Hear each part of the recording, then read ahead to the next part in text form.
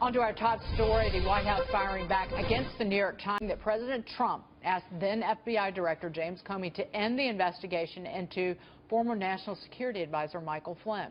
Some lawmakers are now bringing up the I word, impeachment, on obstruction of justice. Let's bring in Fox senior judicial analyst Judge Andrew Napolitano. Good morning. I can't wait to see you wearing those diamond earrings. Yeah, everything I wear costs less. It costs nothing. I have no diamonds on actually, because I'm a tomboy. Judge, just walk through the legal arguments that the left is making.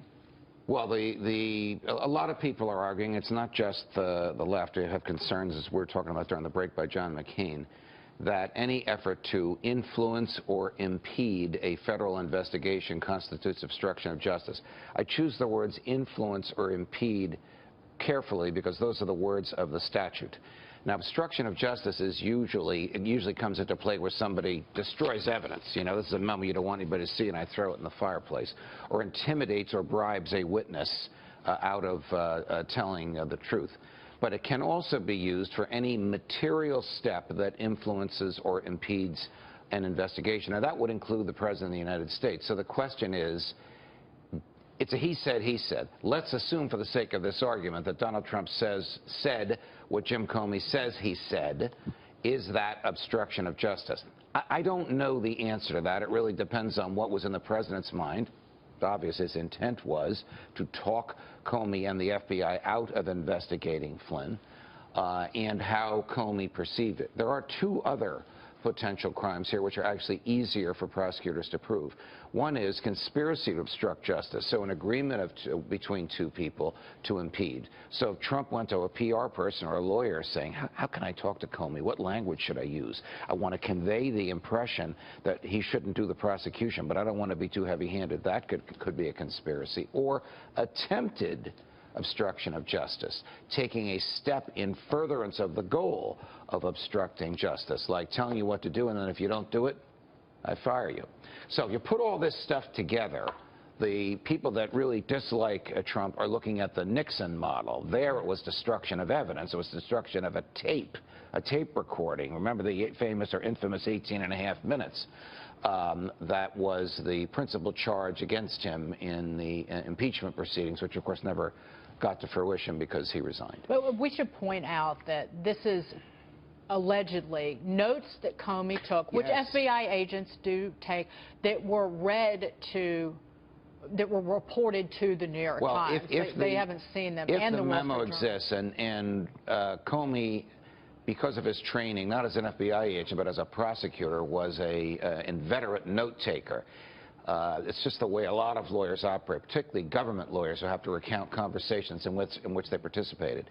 If the memo existed, and if it is credible, it would be somewhat damning to the president. But it's not the end of the world for him because, as I said, it's he said. Right.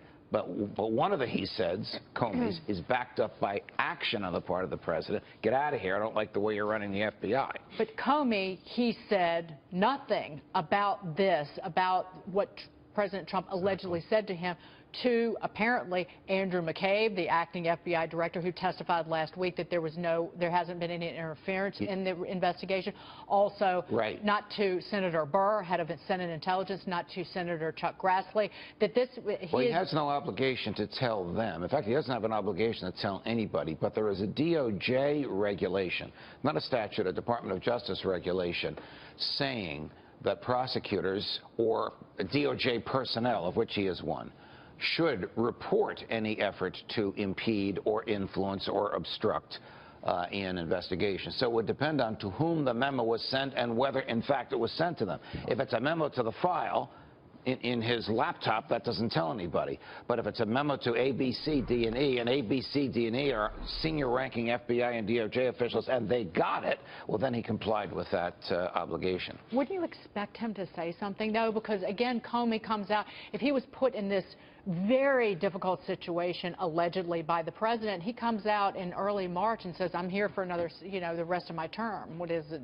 It was going to be 6 years. There's a lot of ifs here. I agree with you. There's a lot of questions. There are pieces to the puzzle that we don't see. So ask me this. What tool does the president have if he doesn't want somebody prosecuted? What tool does the president have? What tool does the president have? He has the tool of pardon. Now, that puts a lot of political heat on him, but it is a legal tool that he has to terminate the prosecution of anybody. Obviously, pardons can be given before, during, or after. Isn't that an extreme measure, though? Yes, yes, it is, but that's what the Constitution provides, and that's what's available to him. And also, in impeachment, we talk about this. You have to be impeached for high crimes and misdemeanors, and then it goes through the House, and then the Senate has to remove you. But we're, well, yes. I mean, well, it's not going to happen. First of all, I don't think it's going to happen. No, of course not. But secondly, it's not going to happen overnight.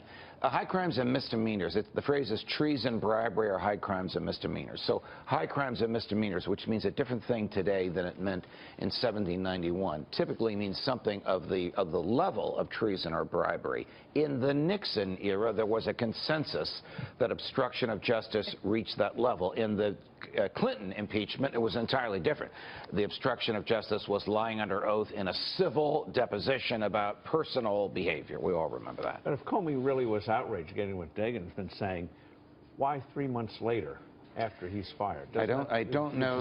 The credibility again, that's a piece of the puzzle we don't know the answer to. Look, Comey is not without credibility issues himself. Exactly. So this will be, depending on where it goes, what the memo says, is there a taped version of this, as the president intimated there might be, because this is one of those famous or infamous Donald Trump, Jim Comey alone conversations. That might shed some light on it as well. If the New York Times story is accurate as reported, Judge, has the president done anything illegal in your judgment? No. Can the president be prosecuted for what he said, even if he said everything the way Comey said he said it? I don't think so. I don't think that is a crime. Remember, in an impeachment proceeding, it is essentially political, not legal. So we're not talking about indicting the president, charging him and trying him for obstruction of justice. There's not enough evidence there from what I have seen. But there probably is enough to animate people who are predisposed to hate him to want to move forward on the political end of impeachment. But I don't see that going anywhere. To our story all morning long, to throw up roadblocks in front of the agenda that the American people are counting on. That's growing the economy. We were just talking about this earlier. The Republicans control the White House. They control the Senate. They control the House of Representatives. I wish they could govern rather than all of this.